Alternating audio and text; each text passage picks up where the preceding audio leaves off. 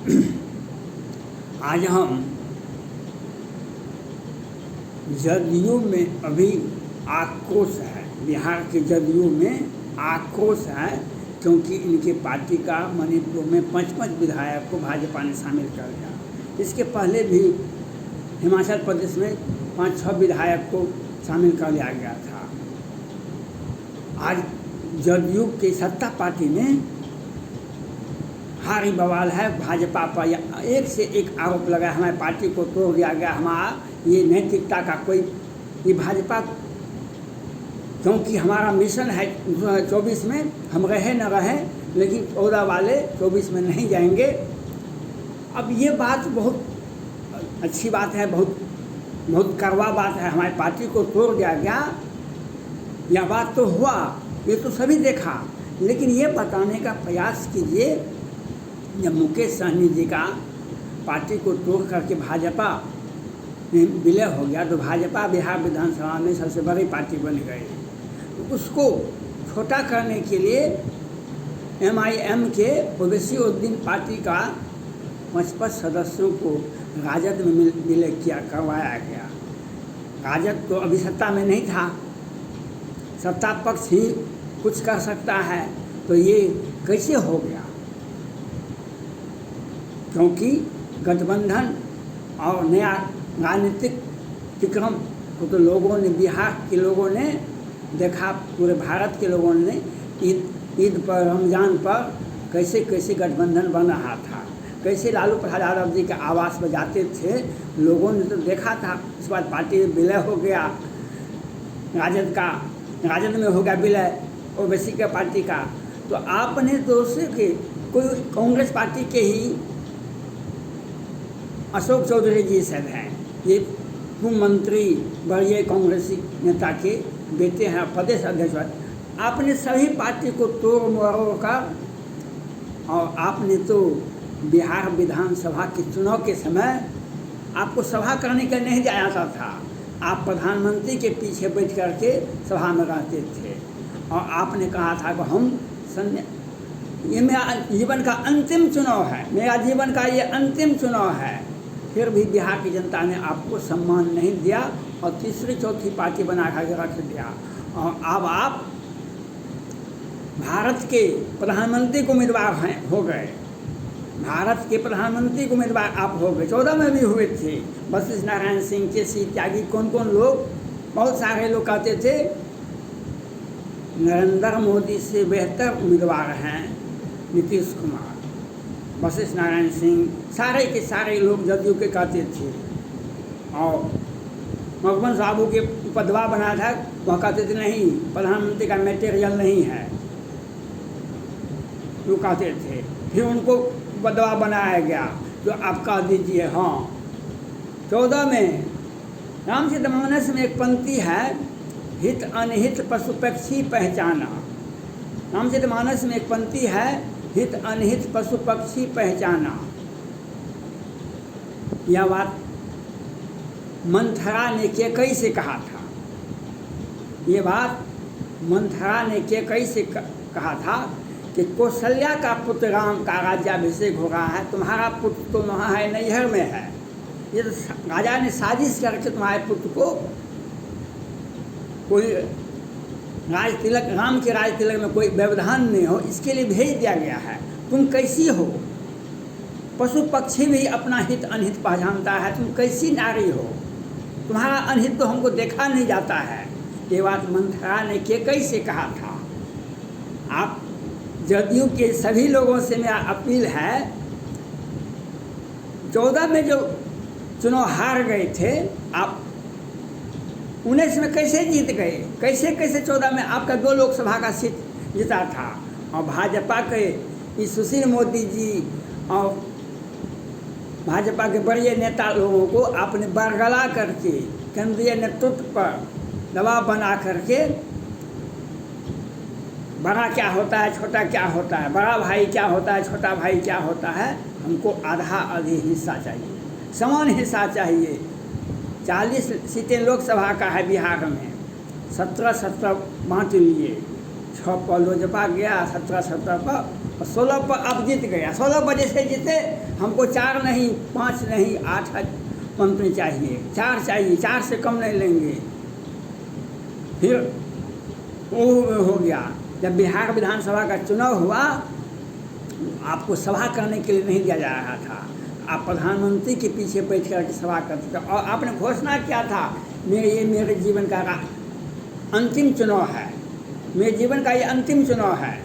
लेकिन जनता ने उसको भी नहीं सुना, वो आपको बिहार का तीसरा पार्टी बना दिया। तो कोई जो अभी जो सांसद हैं आपके जदयू के 16 लोकसभा में हैं, ये 24 में चुनाव में लड़ेंगे। उनको 44 सीटें आपका बिहार विधानसभा में है। एक लोकसभा की सीट में 8 से 10 सीटें होता है, एक लोकसभा के क्षेत्र में 8 से 10 विधायक होता है। जब 44 सीट जीता आपका, तो कौन सांसद संतुष्ट हो जाएंगे कि हम जदयू के टिकट पर लड़ेंगे तो हम जीत जाएंगे? कौन सा संतुष्ट जदयू के लोग संतुष्ट हो जाएंगे? लोकसभा के माननीय सांसद जो हैं जदयू से आते हैं, वे कौन सा संतुष्ट हो जाएंगे हम अपने क्षेत्र से सुरक्षित जीत जाएंगे? वह तो मन में यह बात रहेगा कहीं 14 वाला में यह हाल न हो जाए। जो बड़े बड़े सांसद हैं, जो केंद्र में मंत्री, बिहार में मंत्री हुआ करते थे, उनको 50,000 वोट नहीं आया था 14 में। 14 में 50,000 वोट नहीं आया था, लाख वोट नहीं पूरा था बहुत सारे सांसद को। लेकिन भाजपा का सहारा मिला। हमको अपना हित देखना है, हित अनहित पशु पक्षी पहचाना। वे सभी बुद्धिजीवी हैं, सभी के सभी अपना क्षेत्र देखेंगे, अपना चुनाव जीतने का किस प्रकार से देखेंगे, हमारा भविष्य कैसे होगा। तो उसमें जो है, अगर हमको हिंदू का वोट लेना है तो हम भाजपा में जाएंगे, हमको मुस्लिम और यादव का वोट लेना है तो हम राजद में जाएंगे, हमको कुम्मी कोई का वोट लेना है तो हम नीतीश कुमार के पार्टी जदयू में जाएंगे। तो किस पार्टी से हम जीतेंगे, चुनाव लड़ेंगे तो हम जीत जाएं। एक व्यक्ति अगर चुनाव हार जाता है लोकसभा का, तो उसका क्या हश्र होता है यह आप लोगों को पता है। एक लोकसभा का चुनाव हार गए, उसका निर्वाचन आयोग का तो जो होता है कि कितना रुपया खर्चा कर सकते हैं, इन खर्चा क्या होता है यह आप लोगों को जो चुनाव लड़ता है उसको पता होता है। तो उसको पता होता है चुनाव हारने और चुनाव जीतने के बाद क्या होता है। तो ये जो आप कहते हैं 5-5, ये तो बिहार में क्या होगा कल, 24 तो बहुत दूर है। हर माननीय सांसद अपने क्षेत्र का, अपने जनता के बीच में पैठ बनाने के लिए अपना भविष्य देखेंगे कि हम किस पार्टी से आवें तो हमारा क्षेत्र सुरक्षित हो जाए, हमें जनता आँखों पर बैठा ले, हमें लोकसभा भेज दे, वह हम देखेंगे। और उसके लिए बिहार में 3 ही विकल्प आते हैं, 3-4 विकल्प ही आते हैं। कोई भी सांसद ऐसा बिहार में नहीं है जो निर्दलीय जीत के चले आते हैं। वे 1-2 होते हैं, वो 1-2 होते हैं अन्य पार्टी से आते हैं, पार्टी में गठबंधन से आते हैं। गठबंधन में हम तो वो मणिपुर टूट गया तो क्या है हल्ला करते हैं, मणिपुर टूट गया, बिहार टूटेगा, इसको देखना बचाना आपका पहले धर्म है। पहले बिहार कैसे बचेगा आपका, बिहार कैसे बचेगा? तोड़ मरोड़ कर राजनीति करना कोई आपसे सीखे, तोड़ मरोड़ कर राजनीति करना कोई आपसे सीखे। और आप कहते हैं मणिपुर में हमको ऐसे किया, इसके पहले भी हुआ था, आज भी हो रहा है। ओवैसी का पार्टी को किसने तोड़ा? अशोक चौधरी जी कौन है? यही प्रदेश अध्यक्ष कांग्रेस पार्टी के हुआ करते थे। कौन पार्टी छूट गया? कितने पार्टी को आपने तोड़ा? लेकिन हुआ क्या? मौका जनता को ठगना सबसे बड़ी भूल होती है, राजनीतिक छलावा सबसे बड़ी भूल होती। चालाकी से कुछ पद पाया जा सकता है, अपराध से किसी को ठग ले सकते हैं, किसी का हम हत्या कर सकते हैं साजिश से, लेकिन अंत में क्या हास्य होता है उससे सीखिए।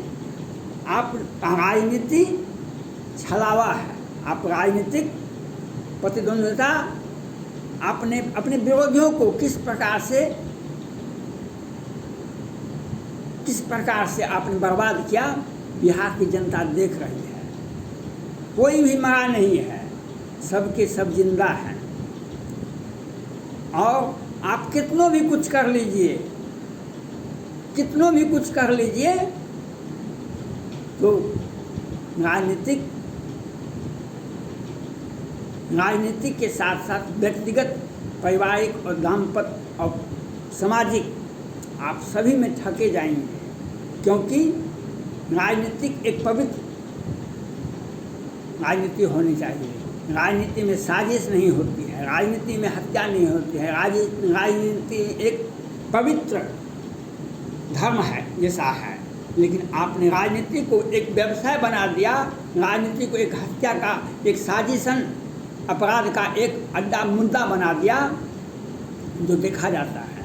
आपने देखा जाता है आपके ऊपर माननीय बिहार के मुख्यमंत्री पर हत्या का मामला दर्ज है 1989 में। आज कार्तिकेय सिंह का मामला निकल के आता है। जब रूपेश कुमार सिंह की हत्या होती है तो बिहार के डीजीपी कहते हैं, बिहार के वर्तमान डीजीपी कहते हैं सीबीआई में जाने की आवश्यकता नहीं है, बिहार पुलिस सक्षम है। पटना हाईकोर्ट के मुख्य न्यायाधीश जी कहते हैं हमारे यहाँ न्यायाधीश की संख्या कम है, न्यायाधीश अगर आता है तो हम त्वरित न्याय देंगे।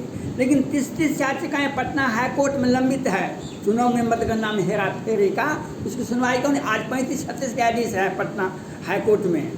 और रूपेश कुमार सिंह का, अभी कार्तिकेय सिंह का मामला आ गया कि बिहार सरकार ये बतावे, बिहार के डीजीपी बतावे, पटना हाईकोर्ट बतावे, और माननीय प्रधानमंत्री तो कुछ बोलते नहीं हैं, क्यों नहीं सीबीआई इसकी जांच कर रही है? जो 14 में अपहरण करता है कार्तिकेय सिंह और 22 में वह मंत्री बनते हैं, इतने दिनों से कौन बचा रहा था? बिहार सरकार नहीं बचा रही तो कौन बचा रही थी? लेकिन आपने अपने लोगों को संरक्षण देने का, आपका राजनीति जिंदा रहे, इसके लिए आप ऐसा काम करते हैं। अब पूर्व सांसद आनंद मोहन को राजनीतिक विद्वेष के चलते उसे जेल में रखते हैं, क्योंकि कहीं आएंगे तो हमारा राजनीतिक करवट न ले। इसके लिए बहुत सारा उपाय आप लगा रहे हैं। लेकिन कार्तिकेय सिंह को किसने 14 में क्यों नहीं वारंट कोर्ट निकला, क्यों नहीं जेल गए, क्यों नहीं? आज अगर मंत्री का पद हुआ योगदान नहीं देते तो ऐसे 1000 मामले, हत्या का मामला कहाँ पर छुपा हुआ है, वह भी बिहार सरकार बचा के रखती है सभी को। लेकिन केंद्र सरकार को पता नहीं है, राजनीतिक विद्वेष के चलते। और ये आप तो 100 बार पलटते हैं, कोई एक बार पलटता है तो उस पर आपको तीखें निकलती है, आपकी चीखें निकलती है। क्योंकि पलटना कोई आपसे सीखे, राजनीतिक पलटना भविष्य को अंधकार में देता है। राजनीतिक पलटना, साजिश रचना, किसी पर आपका साजिशन कीजिए तो वह आपका जीवन का सबसे दुर्भाग्य दिन होगा। क्योंकि समय बदलता है, कभी सुबह होता है तो उसी सूर्य को अस्ताचलगामी सूर्य को कोई प्रणाम नहीं करता है, उदयांचल सूर्य को सभी प्रणाम करते हैं। धन्यवाद।